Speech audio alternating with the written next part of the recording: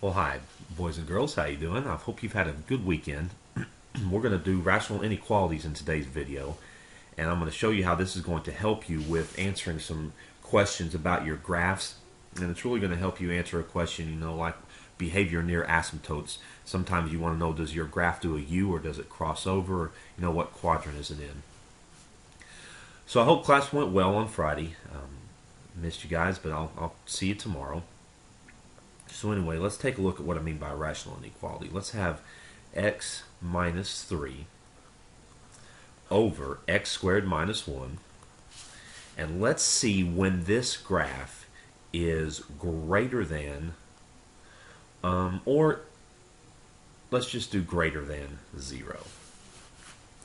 Okay, similar to what we did in the video with polynomial inequalities, what we're going to do is we're going to take each factor and we're going to set it equal to 0, and we're going to draw this little number line, and we're going to do some test values. So what I'm going to do first is, of course, factor the denominator. So that's a difference of squares, so that's x plus 1 times x minus 1. And I want to find out when this is greater than 0. So what we're going to do is we're going to take every single factor we have on the top and bottom, and we're going to get these little test points. So if we set all of these equal to 0, we're going to get these important points: x equals 3, x equals 1, and x equals negative 1. So let me see if I can't draw a little line here.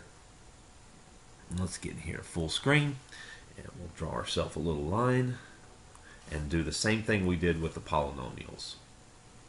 All right, so there's our line. Go back to blue. No, let's go back to purple for Kelsey. All right, so I'm going to have negative 1, and then 1, and then 3. And then out here to the left, I've got negative infinity, and out here to the right, I've got positive infinity. So let's pick a value in between negative infinity and negative 1. So let's try negative 2. Now, if we plug in negative 2 into this factored form, we're going to have negative 2 minus 3, which is a negative, over negative 2 plus 1 is still negative, and negative 2 minus 1 is also negative. So what would happen if I took a negative and divided by a negative times a negative? Well, this will be a negative divided by a positive, and we're going to get a negative number. So that means that it's less than 0 there. So since I got a negative number, I know that the graph should be underneath 0, actually. So let's extend this page a little bit, and let's try one from negative 1 to 1. Let's try 0. Go back up just a little bit so we can see this. So if I plug 0 back into this rational function, I'm going to get negative over a positive times a negative. And what do we have there? I've got a negative divided by a negative. That should have just been a negative. It's a negative 1, but I'm just doing signs there. And this means I get a positive. That means your rational function is above the x-axis from all the way from negative 1 to 1. All right, let's try one from 1 to 3. So let's try the value 2. And if I plug 2 in, I'm going to get a negative divided by a positive times a positive. And that's going to be a negative. So I know I'm below the x-axis from 1 to 3.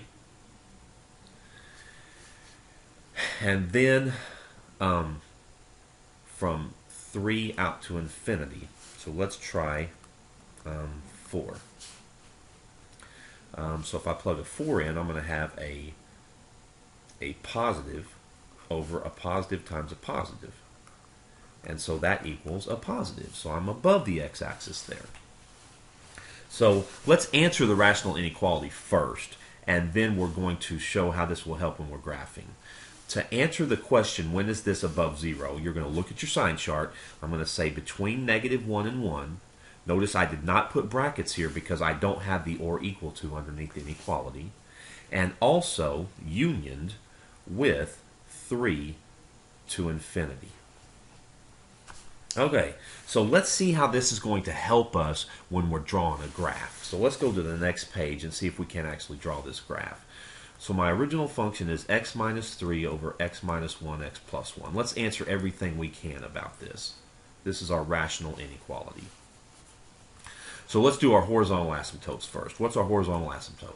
Well, if I have an x over an x squared, this is bottom heavy, so I know that I've got y equals 0 as a horizontal asymptote. Vertical asymptotes are going to be at 1 and negative 1. Those are x equals, by the way. X equals 1 and x equals negative 1. What about our zeros, our x-intercepts? The x-intercept, you always set the top equal to 0, so I have an x-intercept of 3. And the y-intercept is if you replace all of your x's with 0. So I would get a negative 3 over a negative 1 times a positive 1, and I would get a positive 3. So there's my x-intercept. I've got my y-intercept. I've got a horizontal asymptote, a vertical asymptote, 2 of them. And so let's take a look at our graph here.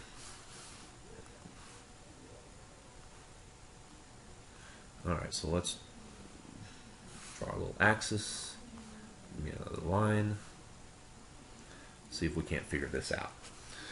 Okay, so we go to our intercepts first. 1, 2, 3, 0. And then also 1, 2, 0, 3. And then I'm going to draw in my vertical asymptotes. So I've got a vertical asymptote out here at 1. And I also have a vertical asymptote out at negative 1. Get back to my line here.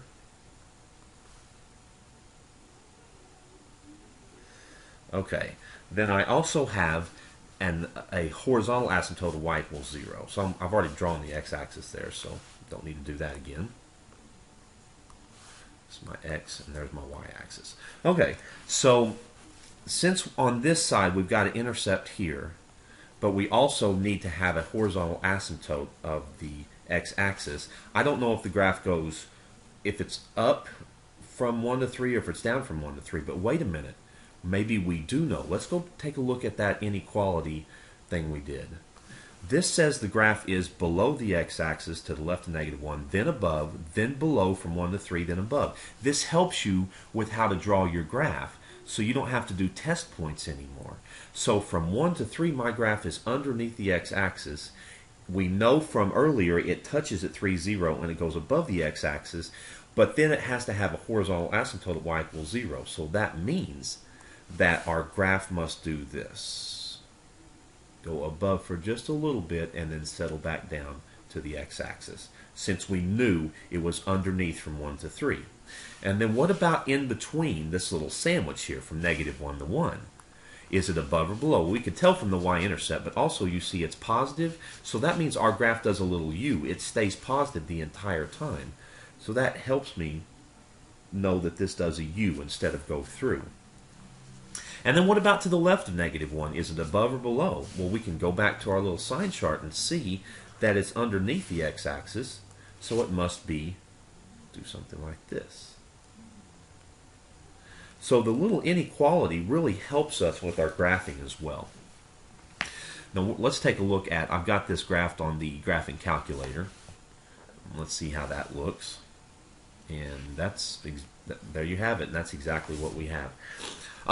Now we are going to have a quiz tomorrow during the last probably 10 to 15 minutes of class. You're going to have a quiz over graphing and inequalities.